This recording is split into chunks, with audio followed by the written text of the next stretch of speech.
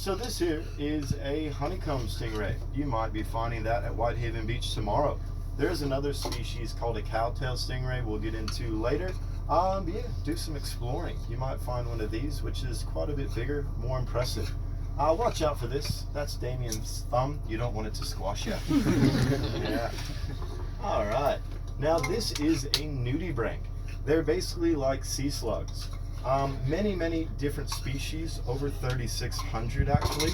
They come in many different colors, different shape bits about them. Very cool. Being that there is 3,600 species, I like to think of them as Pokemon. You want to try to catch them all. Yeah. This portion here is actually their lungs that sticks out of their body. External lungs. I used to like to take photos of them too close because they would suck that bit into their body, which I found incredible because they're breaking the #1 rule of scuba diving. They're holding their breath underwater. Yeah. All right. Now this is a member of the Naro tribe, which is the indigenous or aboriginal people of the Whitsundays. They never actually settled on any of the 74 islands for a long period of time because there is no natural fresh running water. They basically were like ocean nomads. They would only go to the really close islands because they had little tree bark canoes. Didn't handle high seas very well. Eventually, a Polynesian country came over, showed them how to make an outrigger canoe, which is when they started sailing to some of those further islands. They did find out, still no fresh water, so they mainly used that to moonlight with their favorite ladies. Awesome. All right, here's one of those tree bark canoes, just here with some kiddos doing some fishing. I do love this photo because it shows that Queensland has always had the strictest laws for water sports. They do have a supervisor right here. Very important. All right, pretty sure that's a sunrise, but even if it's a sunset, it's beautiful. Now, just so you guys know, we are going to try to wake up a bit early to catch a sunrise as we come up and around the corner to the beach, as it does rise from the east, and we'll have that open ocean. I did tell some people, if I wake up and see no stars, I'm going right back down for 15 to 20. But we are having an early start to get you guys to the beach anyway, so you might as well pop up when you hear the boat move to see if we got a good one. All right, you guys know what that is? Manatee? Manatee's very close. It's called a dugong here in Australia. Both manatees and dugongs are nicknamed sea cows because they do love to eat sea grass, and they're quite large. The difference visually comes in the tail. A dugong has more of a dolphin-like tail that upcurves versus a rounded flat paddle for the manatee. But yeah, cute and cuddly as.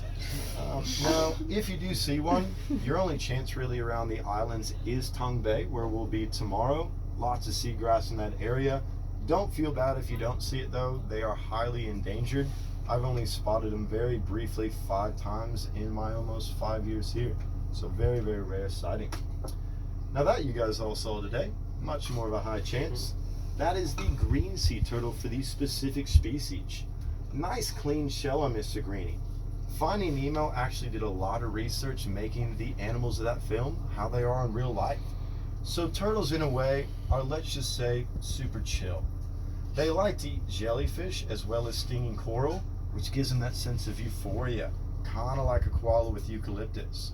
So if you see one, super cruisy, probably just had a big meal. Yeah. I do guarantee you though, if you see a turtle for the very first time underwater, you get too gosh darn excited and you're just kind of like, "Ow!" It will freak out. Bounce out of you. Well. So enhance your calm, guys. Say dragon. Try again. This guy. He's good. All right, now this is a great way to take a photo with a turtle. Pass off your camera, get out your selfie stick, whatever. Just do fight the urge to actually pet or touch them. That does stress them out. And they do have sensory glands or feelers on the shell as well. Certainly never try to ride one. No, you're not your own Disney movie. All right, here's one getting down right now. That is a jellyfish. It's not getting sick for those of you guys confused. And yeah, big bonus of jellyfish season. You get to see really chill turtles. Yeah. All right, that one's a bit different. That one is named a hawksbill sea turtle, based on that nice hawky beak. These guys have more jagged bits going around the back end of the shell, and they have a very dirty shell. I don't mean mud or silt from the bottom. Any turtle can have that. I am talking about algae growing, barnacles on the back. Needs to be in a good relationship kind of dirty. Yeah. Now, if you are fighting the urge to get closer to a turtle, this is the worst way to do it. That type of sea turtle eats hard coral, not jellyfish or seagrass. So we can snap through your fingers like they aren't there. Don't do that. All right, there's a skeleton of a sea turtle, also found at Tongue Bay, where you guys will be tomorrow. Does anyone know the primary natural enemy for an adult sea turtle? What eats a big one in the water? Shark? That's not incorrect. A shark. There's over 600 species of shark. Give me your top 3. I bet you get it. Anyone? Great white. That's a good guess, but no. Tiger? There it is. Tiger. Tigers do have the bite force in teeth to saw through that shell like butter, and they like the extra crunch. Yeah, that's actually their favorite food in the entire world. That's why surfers in Hawaii get nailed by sharks. Those would be tiger sharks. Versus surfers here in Australia getting nailed by the great white because they look like big fat seals on their surfboards. Both those sharks are silhouette hunters. They stay down low and they look up. So try not to look like a silhouette of their food. You'll be a lot safer. All right, you guys know what that is? Yeah, it's a whale. It's a humpback whale. They come up here in the winter months to have their babies or calves. That way they can stay away from their predators, building the strength of that baby who drinks 300 to 500 liters of milk a day. All the while, the mother doesn't eat at all. Her food's not up here. They do spend a good couple months before they make the long trek back to Antarctica, where they are awaited by their predators, which are orcas or killer whales. In the southern portion of New South Wales, they'll follow them all the way back to Antarctica, trying to drown the baby just to eat its tongue as a delicacy. Not a fun fact, but a fact nonetheless. Yeah. You guys know what that is? Ray. It is definitely a ray. Eagle Manta ray. ray. Eagle Yeah. ray? Close to an eagle ray. Eagle rays are a bit smaller, manta rays are larger, but both have that flappy elegance about them. They're both pelagic rays, which means they're constantly in movement. We'll get into that more later. If you've been lucky enough to see a manta ray, probably would be a reef manta. They max out between 3 and 5 meters across. Pretty big. An oceanic manta, however, can be 7.5 meters across. Huge. They do think they can still fly, which is also nice. Gravity does its thing, of course, brings them back down, but that doesn't stop them from doing front flips or back flips, or in mating season, seeing who can jump up the highest, make the biggest belly flop, because who wouldn't be impressed by that? I would. All right. Now here's your humphead Maori wrasse, just there, also called a Napoleon wrasse if you've been through Southeast Asia. This is the one I had mentioned, can be up to 230 centimeters, 190 kgs. If it's that big, it is the bull of the bay. There's always one male for a bay, the rest are females, and whenever that male dies, the biggest female will then become male, be the bull of the bay. Imagine that measure up. Who's bigger? Who's bigger? I'm becoming a man. Now, don't be afraid of these guys ever. They are very, very friendly. They'll come check you out. You just check them right back out. Ooh, there's a barbecue fish. Thank you. Is a lame dad joke. It's actually called a sergeant major, but if you call it barbecue or grill fish, we'll know what you mean. All right, here's my selfie champion of the show. I always love to zoom in on that gorgeous mug. Yes. Now, they are named after that dental work down there. That would be the tusk fish. And that used to be my symbol for them under the water. What was that? Because they kind of act like vampires. Sometimes they get attracted to you, your bubbles, your movements. They'll follow you, circling around you, primarily hanging around the neck. And every once in a while, will push their mouth and teeth outwards and just kind of be like... Never actually touching you, though. Super creepy. We have that in common. Yeah. Oh, yeah. Don't worry, my hand's not on your thigh. It's fine.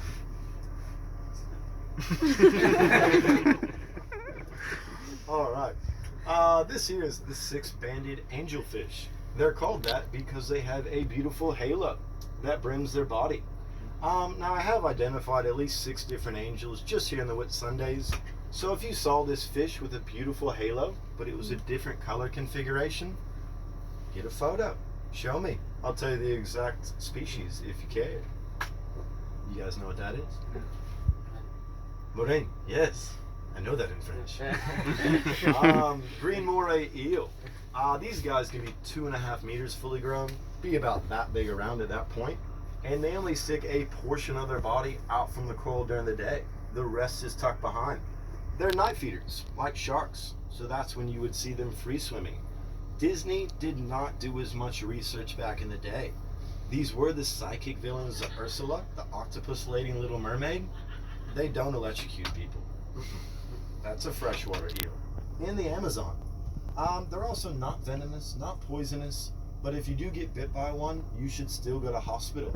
They have a lot of bacteria in their saliva. Gives you a very nasty infection. That being said, if you see one, you can get fairly close to it. It's not going to come grab you, chase you, or anything else. It'll probably look a bit upset. That's just its face. Can't help that one. Now, if you do step on it, it will bite you. And these things have a nasty habit of not letting go until they're through what they've got. Fingers and toes. So this is great incentive to never step on the coral areas. Anywhere in the world, really. Dun dun dun.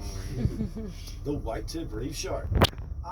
You guys don't need to be afraid of the sharks we have out on the reef. The reason why, of those 600 species, there's only one that will attack something its size or bigger. Who thinks they know what that shark might be? The white one? No. There it is. Bull shark. Bull sharks have as much testosterone as bulls. They're the ones ramming boats down in Brisbane River. They can go fresh or saltwater. Bulls don't really come on the reef around here, so don't worry about them. And the reason why no shark will attack something its size or bigger, it doesn't want to risk becoming injured, thus becoming prey themselves. Sharks eat sharks. A bigger fish will eat a shark. I've seen it. It's awesome. Yeah. They are also scavenger hunters for the most part, so never act dying or dead. Flail around with your buddies, wrestling in areas where sharks are known to be, because they see that as a distress signal. They'll go to it, have a nip of you, see if you're worth taking. If not, put up a fight. They'll keep moving. All right. Now here's one taking a little nana nap during the day. Not all sharks can do this. A lot of sharks, fish, and rays have to keep moving to breathe. That's that same term pelagic I meant with the eagle rays and manta rays.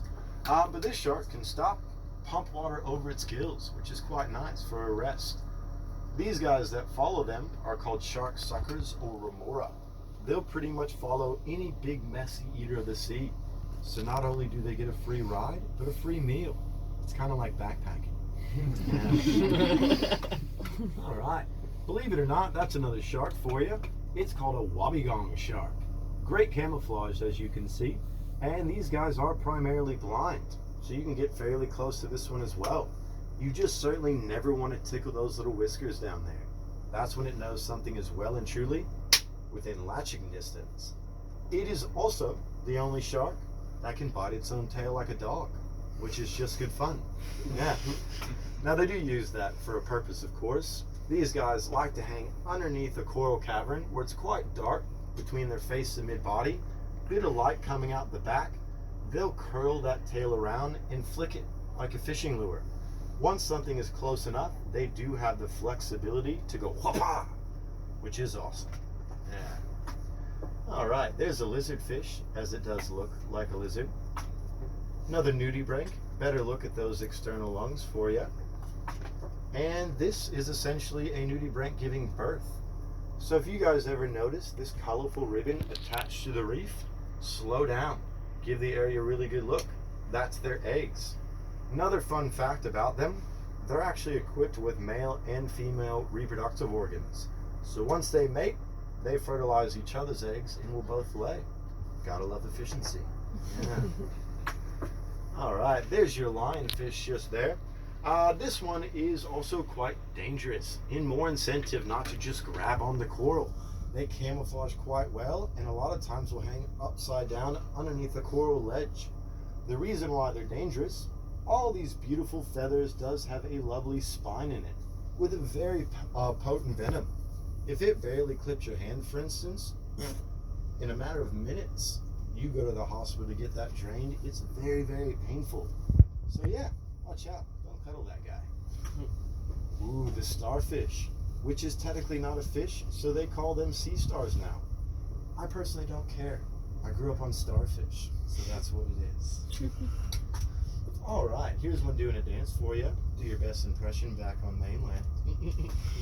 And yeah, they can regenerate, just like a lizard's tail if it breaks off a point, but even cooler, they have a stomach in each point, so it can be broken into 5 different pieces and regrow them all, unless it's eaten whole, of course, and then it can't. Ooh, the Pamela Anderson fish. Yes. Actually called a many-spotted sweet lips. Yeah, if you call it Pam Ann, we'll know what you mean. Ooh, the fire-breathing nudibranch. Gotta love that contrast. Butterfly fish, another character from Finding Nemo for you. Bubbles! Who's that guy? Ah, the common coral trout. Not so pretty up close and personal, but it is beautiful to eat. So if you guys like fish, you see it on the menu, I do suggest it. Ooh, Nemo. We do actually have 5 species of anemone fish just here in the Whitsundays. There's your spine cheek. We've also got McClark.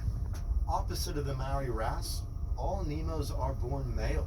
If they become the most dominant Nemo of the anemone, they turn female, which would make that movie a lot different, wouldn't it? All right. Now these are some pink anemone fish going out to do a bit of shopping because the anemone is closing itself up to feed or eat. They actually do have a mouth located in the middle. Some will stun fish, work its way into that mouth, or they just collect passing nutrients the way coral feeds, so they close up to absorb that. I've also got a quick little look at Jacques. There's a cleaner shrimp, just there. Very cool. All right, some of you guys will like this. This is nicknamed the French fish. It's actually called a fox-faced rabbit fish, but the reason why they call them Frenchies is because once they find a mate, they stay with their mate forever. God, a broken heart. Which is why most dive instructors do call them the loser fish. Why would you kill yourself? There's plenty of fish in the sea. Now the real reason why one dies when the other one does is because they work as a team to eat. Whenever one's eating, the other one looks for danger, and then they flip-flop. So whenever one dies, the other one is too afraid to eat and starves to death, which in my mind does reinforce loser fish. Go find a new friend. Use your life. All right, here's a game of I Spy for you. What's in there besides sand, rock, and coral? Anemones? A what? Anemones? No, quite. I'll help you out a little. Crab. Good guess. Array? Yes. A ray. Whoever said it. It's a stingray. Eyes, Oh, there he is. body, and tail. Ooh, wow. Yeah. So if you spot one underneath the sand, it's a good job. Good sight. That's a blue spotted stingray. Not that I can prove it from this photo, but they do max out about yay big. I'll go ahead and tell you guys about the Steve Irwin story on this photo, because why not? That was called a bull stingray. His particular one had a diameter of 8.5 feet. That's over 2.5 meters, with a tail as addition. He came up behind it tail side, while his cameraman came up in front of it in about that much water, only chest deep. So instead of it flying away like it normally would, it just started thrashing its tail over and over and over. Now the barb on a stingray is located about mid-tail. The way it works, it lays flat with the tail. When the tail comes up, it goes out. So you can imagine him coming up behind it while his cameraman came up in front of it. It started freaking out and just tagging him right here in the chest. Now a barb on a stingray that size would be about 30 centimeters about that wide, with serrated edges like a knife on both sides. So it definitely was not the poison located in that barb that killed him whatsoever. It was getting stabbed in the chest with a dagger. So none of you guys are going to trap a bull stingray in chest deep water. Please don't, anyway. And yeah, tragic accident, but that's what happened. All right, now this is the adult version of what you guys can find on the beach tomorrow as well. This is the cowtail stingray, which they also get to be about 2 meters for the body, about as big as this table. The ones you guys will see will be more like that, but that's still a juvenile, first couple years of their life. More that size, yeah. All right, now this is called elephant ear coral. Both this and that are the exact same species. Who wants to take a guess of the difference between the two? Male and female. That's my favorite guess. She said male and female. Which one's male and which one's female? Oh, pretty one's got me female. Oh, of course. Of course. We didn't pay attention in science. That's amazing. Actually, we all know that humans are the exception, that females are the beautiful ones, but most things in the animal kingdom, it's actually the male that has to be more attractive. Granted, that's still not the correct answer, but I love the guess. Yeah. It's actually feeding and not feeding. So what coral puts out to feed is called polyps. That's each one of these flowery bits. Now, all coral is a plant, an animal, and a mineral all in one. The entire organism is a plant. Each individual little polyp is its own animal. They have another plant living inside them that gives them the color. It's actually an algae. And they all have a limestone base, making them a mineral as well. It is the #1 agent giving us air to breathe in the world. So it's pretty important to keep it alive. Yeah. Flipper. Yes. Keep your eyes peeled when we move during the day. Even listening tonight. You never know. They might feed by the boat. All right. Humpback whale on kayaking day. Come back in winter. Ooh, give me a minute. It's tattoo face fish. Yeah. Yeah. I always see a little hippie Native American with that headband there. But some people see the scream or witch face. Ultimately, not too happy with his decision to get a tattoo on the forehead. Make sure you think before you ink. Yes. All right. Now this is called the crown thorn starfish. This is seen as a big problem here on the Great Barrier Reef. It will suck coral down bone dry, leaving nothing else, which is why they've had the Crown of Thorns Removal Society since the mid-70s. What they used to do, dive down, chop it up into a bunch of pieces, which was really dumb. As it is a starfish, it just regenerated, made the problem a lot worse. So now they actually have a lethal injection for it. They go down, they have to stab it in at least 3 to 6 different places depending on size, because this thing is good enough to recognize that in its bloodstream, shut off that part of its body, let it die off, and regrow it anyway. It is not a stupid creature. Now, if you do work for them and you run into one of these beautiful spines just twice in your life, you're forced to retire. There is a very potent neurotoxin which affects your brain function in each spine. It will quite literally shut you down. So this is more incentive to never step in coral reef areas. I have seen this over 20 times here. Yeah. Right on. Which that's gonna bring me to